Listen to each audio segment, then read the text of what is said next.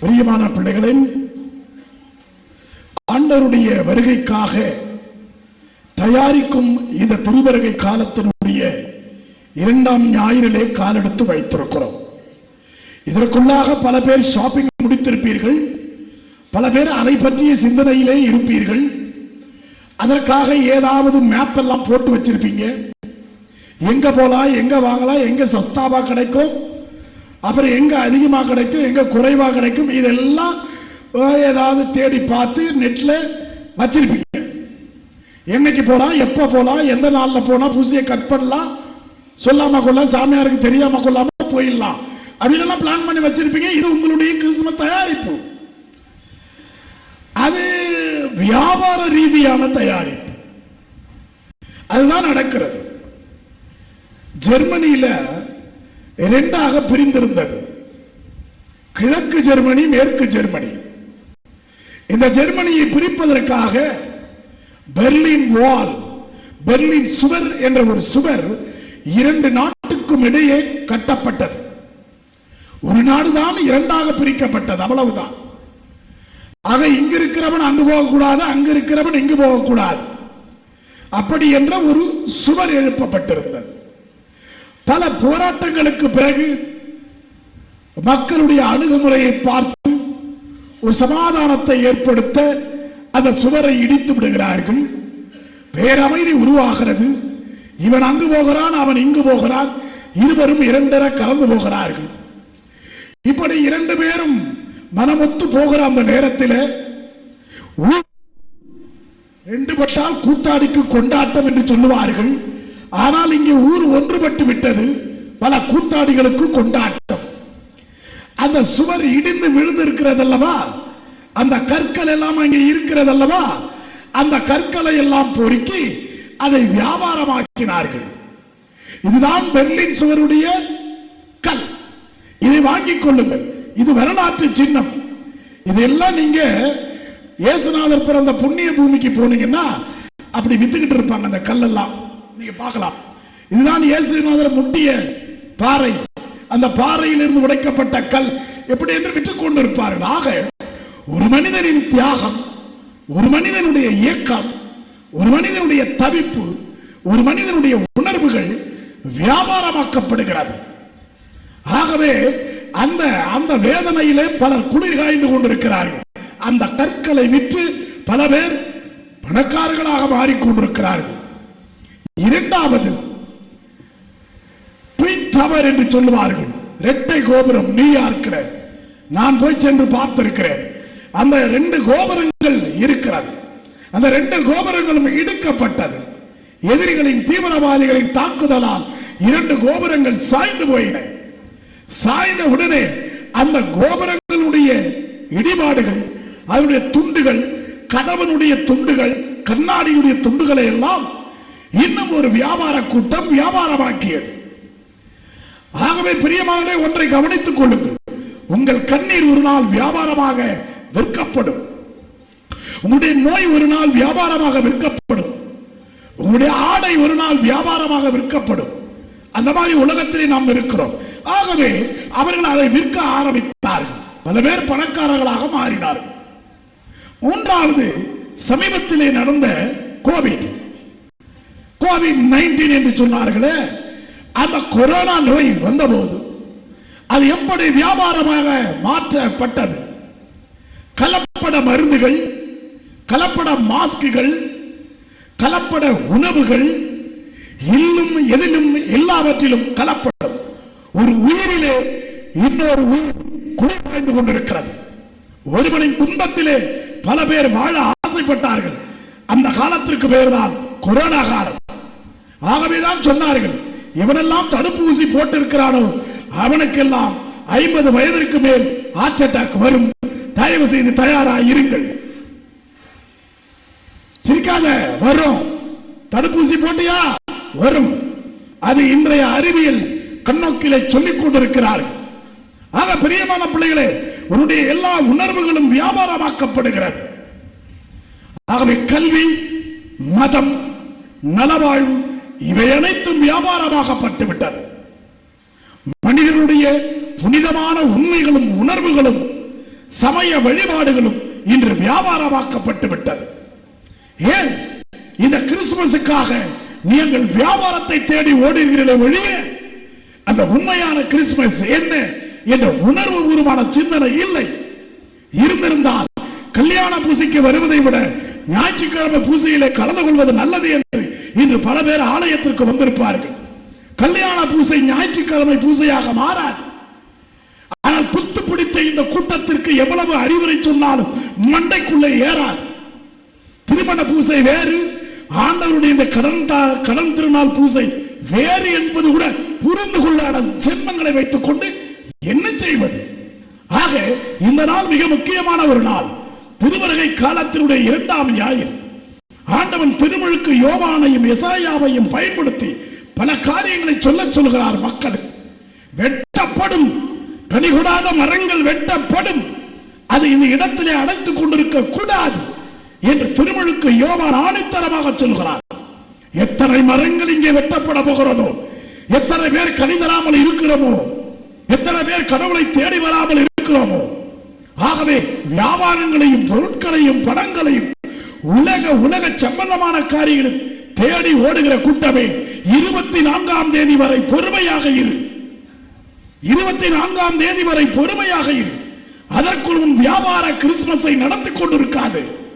கடைகளுக்கு ஓடுவதும் அங்கு ஓடுவதும் இங்கு ஓடுவதும் அங்கலாய்ந்து கொண்டிருக்கிறாய். எது உண்மையான கிறிஸ்துமஸ்? உண்மையான உணர்வுகளையும் அன்பையும் பாசத்தையும் இறைவன் மீது கொண்ட நம்பிக்கையும் வெளிப்படுத்துகிற அந்த அற்புதமான கிறிஸ்துமஸ் பெருவிழா எது?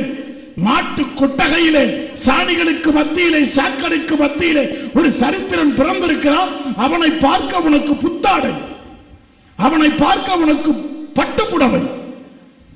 ஆக சரித்திரத்தையும் மாற்றிக் கொண்டிருக்கிற வியாபார ஸ்தலம் இந்த கிறிஸ்துமஸ் பெருவிழா. அதவே தான் உங்கள் இயல்புகளை மாற்றிக்கொள்ளுங்கள் என்று ஆண்டவர் சொல்கிறார். ஆகவே ஒரு நாள் ஒரு தவளையும் தேலும் நண்பர்களாக மாறியது. தவளை என்பது ஃப்ராக், தேல் என்பது ஆங்கிலத்தில் என்ன தேலுக்கு? தேல் தேல் கொட்டுமே உங்க நாக்கு மாதிரி, அது பேர் என்ன? ஸ்கார்பியன். இவை இரண்டும் நண்பர்களாக மாறியது. அந்த தேல் ஒரு கரையிலே, தவளை மறுகரையிலே, ஆனால் இருவரும் நண்பர்கள். ஒரு நாள் தவளக்கா தவளக்கா என்று சொல்லியது தேல். என்னடி தேல் என்று கேட்டது அந்த தவளை. இல்லை இல்லை, நான் ஒரு கரையிலேயே இருக்கிறேனே, மறுகரையில் என்ன நடக்கிறது என்பதை நான் பார்க்க வேண்டும் அக்கா என்று சொன்னது. அக்கா என்று சொன்னவுடன் தேல் தவளை மயங்கியது. உங்களை கூட சில பேர் ஒரு பொருளை உங்ககிட்ட இருந்து வாங்கணும்னா அப்படி நைஸா சைஸா அப்படி இப்படி சொன்னானா நான் மயங்கி கொடுத்துட்டேன். புத்தி எங்க போச்சு? அப்படியே அப்படி பேசுறதுல அப்படியே மனம் உருகியே போச்சு. நீ மெழுகு வச்சு பாரு. இப்படி எல்லாம் நம்ம பேசிக்கிட்டு இருக்கோம். அந்த மாதிரி தேல் அழகாக பேசும். கொட்டுகிறவன் இப்படிதான் பேசுவான். அக்கா நைஸாக சைஸாக பேசியவுடன், இல்ல உன் அக்கறைக்கு கூட்டு போவ ஆசைதான், நீ கொட்டிடுவியே. தேல் இல்ல, உனக்கு கொட்டுற குணம் இருக்கு, உன் இயல்பை நீ மாத்திக்க மாட்டியே, அதான் கவலையா இருக்கும். போகும்போது போட்டு தள்ளிட்டேன் டொக்குன்னு என்ன செய்யறது? ஐயோ சத்தியமா எங்க அம்மா சத்தியமா எங்க அப்பா சத்தியமா பங்குசாமியார் சத்தியம், சாரி அதுக்கு எதுக்கு பங்குசாமியார் சத்தியமா நான் உண்மையை சொல்றேன், நான் கொட்டவே மாட்டேங்க, என்ன நம்புக்கா. இப்படிதான் நிறைய பேர் சொல்லியிருப்பாங்க. அக்கா 2 மாசத்துல திருப்பி தந்துடுறேன், 2 லட்சம் ரூபாய் கொடுங்க. கேட்டாங்களா? 2 மாசம் போச்சு, 3 மாசம் போச்சு, 4 வருஷம் போச்சு, 5 வருஷம் போச்சு, 10 வருஷமா கொடுத்தது வரவே இல்லை, சொன்னாலே கொடுத்துருவேன்னு. அப்படிதான் மனுஷனுக்கு விஷம் நாக்குல இருக்கு, தேலுக்கு வால்ல இருக்கு. ஆக பிரியமான பிள்ளைகளை, ஆகவே இப்படி நைஸாக சைஸா சத்தியமாக்கா நான் அப்படியெல்லாம் இல்லக்கா, நான் கொட்ட மாட்டேங்க, எனக்கு அக்கறையே போய் பார்க்கணும், அக்கறையே பார்க்கணும்னு சொல்லி சக்கரையா சொன்னதுனால தவளை அந்த தேலை தோல் மேல ஏத்திக்கிட்டு டிங்கிடி டிங்கிடி டிங்கிடி தண்ணியில போறாங்க. போய்கிட்டு இருக்கிற போது என்னதான் இருந்தாலும் அந்த இயல்புன்னு ஒண்ணு இருக்குல்ல, மாறவே மாறாத ஒரு குணம் எல்லார் கையிலும் இருக்கு. நான் என்ன மாத்திக்கவே மாட்டேன். அதுல இருந்து யார் சொன்னாலும் கோபத்தை குறைச்சுக்க, நான் அப்படித்தான் நான் இப்படிதான் வந்தேன், நான் இப்படிதான் வாழ்வேன், நான் இப்படிதான் பண்ணுவேன். எந்த சாமியார் பிரசங்கம் வச்சாங்க, இவன மாதிரி எத்தனையோ பேர் 7 கழுத கட்டு வயசுல கத்துனானுங்க. நாங்களாம் மாறணுமா? 60 வருஷ கிறிஸ்தவர்கள் நாங்க. எந்த சாமியார் பிரசங்கமா ஒன்னும் செய்ய முடியாது. நான் இப்படித்தான் இருப்பேன். இயல்பை மாற்றிக் கொள்ளுங்கள். இயல்பை மாற்றி தேல் உட்கார்ந்து கொண்டது. அப்பொழுது அழகாக பாடியது தேல். ராஜாவின் பார்வை ராணியின் பக்கம். தவளை அங்க தவளை 2 பேரும் டான்ஸ் ஆடிட்டு போயிடுறாங்க. என்னதான் இருந்தாலும் கொஞ்ச நேரம் தானே நடிக்க முடியும், கொஞ்ச நேரம் தான் மனுஷன் நடிக்க முடியும். ஒரு நாள் உன்னுடைய வேஷம் கலைந்து விடும், களையப்படுகிறது. தேல் உணர்ச்சி வசப்பட்டு தவளையை கொட்டி விட்டது. என்று தவளை கத்தியது. இவர் போய் தவளை கத்தந்த பார்த்தாரு அப்படியெல்லாம் சொல்லக்கூடாது, இது கதை.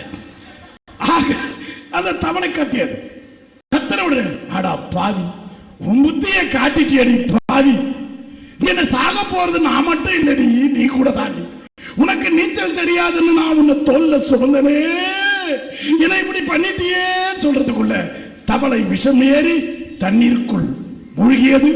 தேலும் இறந்து போனது. இதுதான் மனிதனுடைய இயல்பு.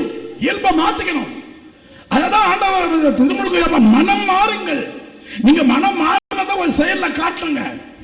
பில் கிளின்டன் அமெரிக்காவினுடைய பிரசிடென்டாக ஜனாதிபதியாக இருந்தபோது ஒரு சிறுவன் கடிதம் எழுதினார். அதிபர் அவர்களே, நான் ஒரு தவறு செய்து விட்டேன், என்னை மன்னியுங்கள். என்ன தவறு என்றால், ஒரு முறை பயன்படுத்த வேண்டிய அஞ்சல் தலைகளை, அஞ்சல் தலை பார்த்திருக்கிறீங்களா, அது பேர் ஸ்டாம்ப் தலைகளை நான் 2-3 தடவை தவறுதலாக பயன்படுத்தி விட்டேன். அரசாங்கத்துக்கு நஷ்டத்தை வரவழைத்து விட்டேன். அந்த தவறுக்காக மனம் வருந்துகிறேன். எனவே என் மன வருத்தத்தோடு கூட அதற்குரிய காசையும் இதிலே அனுப்பி இருக்கிறேன். தயவு செய்து பெற்றுக்கொண்டு என்னை மன்னியுங்கள் என்று சொன்னார். இன்று வரைக்கும் அந்த கடிதமும் அந்த காசோலையும் அந்த வெள்ளை மாளிகையிலே வைக்கப்பட்டிருக்கிறது. இவனல்லவா உண்மை குடிமகன். மனம் மாறுவது பெருத்தல்ல, அதற்கான பிராயச்சித்தம் செய்கிறானே, அந்த பணத்தை கட்டி விடுகிறானே. இதைதான் திருமுழுக்கு யோவான் சொல்கிறார். எசையா அழகாக சொல்லுகிறார், உன் இயல்புகள் மாற வேண்டும். சிங்கம் தன் இயல்பில் இருந்து மாறுகிறது. அது மானோடு திரிகிறது, குழந்தை பாம்போடு திரிகிறது. இரண்டும் தன் இயல்பை மாற்றிக்கொள்ள வேண்டும், தன்னுடைய சகல குணங்களை மாற்றிக்கொள்ள வேண்டும். அதற்கு பெயர்தான் ஆண்டவரின் வருகை. ஆக கணவனும் மனைவியும் தங்கள் இயல்புகளை மாற்றிக்கொள்ள வேண்டும். நான் இப்படிதான் இருப்பேன், இப்படிதான் பண்ணுவேன், அப்படிதான் இல்ல, இனி இப்படி இருக்க மாட்டேன், இனி கொஞ்சமாவது மாறுவேன், அதை என்னுடைய செயல்களிலே காட்டுவேன். அப்படிப்பட்ட மாற்றத்தின் மத்தியிலே தான் மனிதன் இயேசு தோன்றுகிறார். ஆகவே பிரியமானவர்களே, உன்னுடைய கிறிஸ்துமஸ் உடையில் இயேசு தோன்ற முடியாது, உன் கிறிஸ்துமஸ் நகையில் இயேசு தோன்ற முடியாது, உன் கிறிஸ்துமஸ் மேக்கப்பில் இயேசு தோன்ற முடியாது. அது வர்த்தக கிறிஸ்துமஸ், அது உலக சம்பந்தமான வியாபார கிறிஸ்துமஸ். அது அல்ல நமது விழா, அது மட்டுமே அல்ல நமது விழா, அது மட்டும்தான் அல்ல நமது விழா. நமது விழா மனிதனாக மாறுவது. மனித கோலம் பூண்ட ஆண்டவன், ஏனென்றால் மனிதனை பாராட்டியதற்காக மனிதனாக மாறினார். அப்படிப்பட்ட புனிதமான மனித ஜென்மத்தை கொண்ட நாம் ஒரு சில நிமிடங்களாவது மனிதர்களாக மனித இயல்போடு வாழ கேட்டுக்கொள்வோம். ஆண்டவரிடத்திலே நம்மிடம் புறையோடு கிடக்கிற ஏதாவது ஒரு குணத்தை மாற்றிக்கொள்வோம், ஏதாவது ஒரு மோசமான பழக்கத்தை மாற்றிக்கொள்வோம், அதற்கான பிராயச்சித்தம் செய்வோம். அதற்காகவே இது மனமாற்றத்தின் காலம், உண்மையான மாறுதலின் காலம், உண்மையான தயாரிப்பின் காலம். ஆகவே 24ஆம் தேதி வரை பொறுமையோடு இருங்கள். உலக வர்த்தக மயமாக்காதீர்கள். இந்த கிறிஸ்துமஸை வியாபார கிறிஸ்துமஸாக மாற்றாதீர்கள்.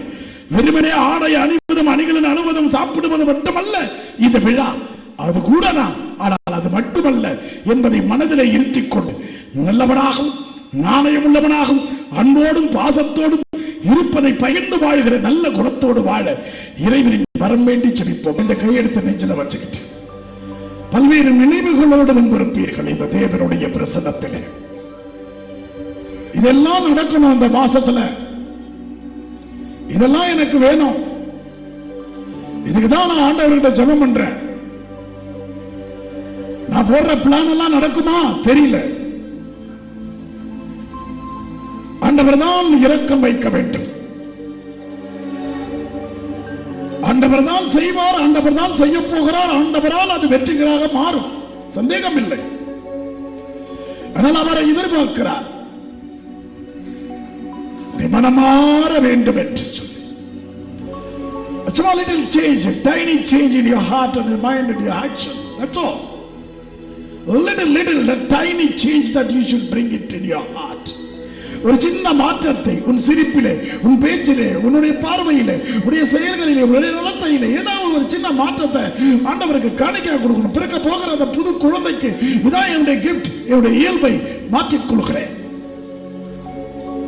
இப்படியே காலம் முழுசும் அந்த வயசுல நான் எப்படி இருந்தனோ இந்த வயசு வரைக்கும் நான் இப்படியே இருப்பேன், என் கோபம் தீராது, என்னுடைய சண்டை போடுற குணம் மாறாது, பொய் பேசுற குணம் மாறாது, தீமை செய்கிற குணம் மாறாது என்று வாழ்கிற வாழ்க்கையிலே ஆண்டவன் தலையிட முடியாது. ஆண்டவனுடைய தலையிடுதல் இருக்கணும் அப்படின்னா, நீ ஜெபிக்கிற காரியங்கள் நடக்கணும்னா அவர் எதிர்பார்க்கிற ஏதாவது ஒண்ணு நம்ம செய்யணும். பெருசா இல்ல, சின்னதா, 100% இதைதான் ஆண்டவன் எதிர்பார்க்கிறார். கடுகு போல விசுவாசம்.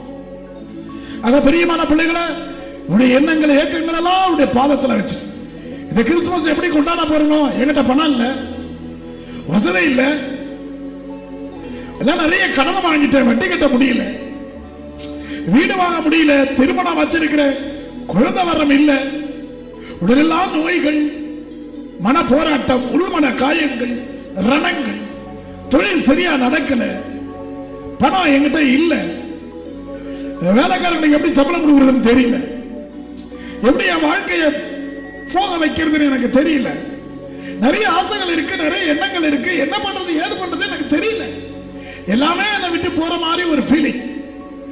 அப்பா அம்மா இருந்தும் எனக்கு பிரயோஜனம் இல்லை, அப்பா அவர் சும்மா பெயரளவில் இருக்கிறார், என்ன பிரயோஜனம் தெரியல, எல்லாத்துக்கும் அம்மாவை போட்டு கஷ்டப்படுத்துறேன். அண்ணன் தம்பி இருந்து என்ன பிரயோஜனம்? கஷ்ட நஷ்டத்துல எந்த அண்ணனும் தம்பி உதவ மாட்டேன்றான். மாமியார் மருமக இதெல்லாம் எதுக்கு? யாரு யாருக்கும் ஒத்துழைப்பா இல்லையே. வாழ்க்கைய ஒரு மாறி போதாண்டவரே, சொல்லிக்கிற மாதிரி ஒரு சுவாரஸ்யமா என்னுடைய வாழ்க்கை இல்லை. கொஞ்சம் மகிழ்ச்சியா இருந்தா பல நேரங்களில் வேதனையோடு நான் காணப்படுகிறேன். யாரை நம்புறது, எதுக்கு நம்புறது, ஏன் நம்புறது, எல்லாம் கண்ணை கட்டி காட்டுல விட்ட மாதிரி ஒரு ஃபீலிங்ஸ். மனசெல்லாம் ரொம்ப பாரமா இருக்கு. கணவனை நம்பலாமா? மனைவியை நம்பலாமா? பெற்ற பிள்ளைகளை தான் நம்ப முடியுமா? கல்யாணத்துக்கு முன்னாடி எப்படி இருக்கிறான், பிறகு எப்படி மாறுவான்? என் பிள்ளை படிச்சிருவானா? வேலைக்கு போவாளா? என் மகளுக்குள்ள என்ன நடக்குது தெரியலையே, அவ சொல்லலையே, புரியலையே, அவ என்ன திருட்டுத்தனம் பண்றான்னு எனக்கு தெரியலையே, யாருக்குள்ள என்ன இருக்குன்னு யாருக்கு தெரியாது. தெரியாத வரைக்கும் நீ மகிழ்ச்சி. ஆண்டவருக்கு தெரியும் இல்லையா? ஆண்டவர் நம்மளை பார்த்துக்கிட்டே இருக்கார், பாவப்படுறாரு, என் பிள்ளை ரொம்ப கஷ்டப்படுறான், கண்டிப்பா நான் இருக்கிறேன். உன்னை எல்லாரும் விட்டுட்டு போவாங்க, நேரமும் காலமும் சமயமும் வருகிற பொழுது everything will pass away and go away from you, but I will be staying there till the end of the world forever. ஆண்டவர் எப்பவுமே கூட இருப்பார்.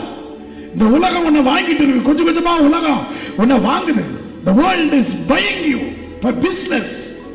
ஆக நீங்க எல்லாரும் business people, உலக வர்த்தக மையம் நீ. இந்த கிறிஸ்துமஸ் இன்னைக்கு உலக வர்த்தகமா மாறிச்சு. கிறிஸ்துமஸை வச்சு நிறைய பேர் பணம் சம்பாதிக்கிறான், கிறிஸ்துமஸை வச்சு நிறைய வியாபாரம் நடக்குது. இந்த வியாபாரத்துல நீங்க ஒரு நபர், மறந்துடாத. Don't become the commodity of the world, and you become the precious gift of Christmas for Jesus. ஆகவே ஆண்டவரோடு இருக்க உன்னை விட்டு கொடுக்காத தெய்வம், என்னை விட்டு கொடுக்காதவர், என்னை பாதுகாப்பவர், என்னை நடத்துகின்றவர் நீர்தான் ஆண்டவரே என்று சொல்லி உன்னுடைய கனவுகள், ஆசைகள், எதிர்கால எல்லாத்தையும் ஆண்டவர் பாதத்தில் போட்டு ஜெபம் பண்ணு. நீங்க தான் நடத்தணும், நீங்க தான் பார்க்கணும், நீங்க தான் செய்யணும். என்னை விட்டு கொடுக்காதவர், என்னை நடத்துகின்றவர், என்னை பாதுகாப்பவர், என் நேசர் நீரே. என்னை விட்டு கொடுக்காதவர், என்னை நடத்துகின்றவர், என்னை பாதுகாப்பவர், என் நேசர் நீரே. சொல்லலாமா? என்னை விட்டு கொடுக்காதவர், என்னை நடத்துகின்றவர், என்னை பாதுகாப்பவர், என் நேசர் நீரே. நான் வழி மாறும் போது என் பாதை காட்டினீர், என்னால் முடியாத போது என்னை தூக்கி நடத்தினீர். விட்டு கொடுக்காதவர், என்னை நடத்துகின்றவர், ஆமென், என்னை பாதுகாப்பவர், இவாமை protection. நேசர் நீரே. நான் தலை குனிந்த போது என்னோடு வந்தீரே, நான் தலை குனிந்த போது என்னோடு வந்தீரே, நான் குனிந்த இடத்திலே என் தலையை உயர்த்தினீர். விட்டு கொடுக்காதவர், ஆமென்.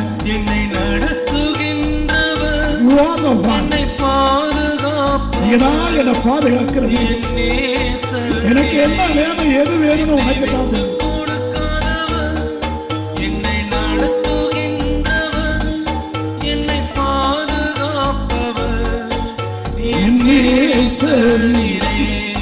நான் வேண்டிக் கொண்டதெல்லாம் என் வாழ்வில் தருகிறீர். நான் நினைப்பதற்கு மேலாய் என்னை ஆசீர்வதிக்கிறீர். நான் வேண்டிக் கொண்டதெல்லாம் என் வாழ்வில் தருகிறீர்.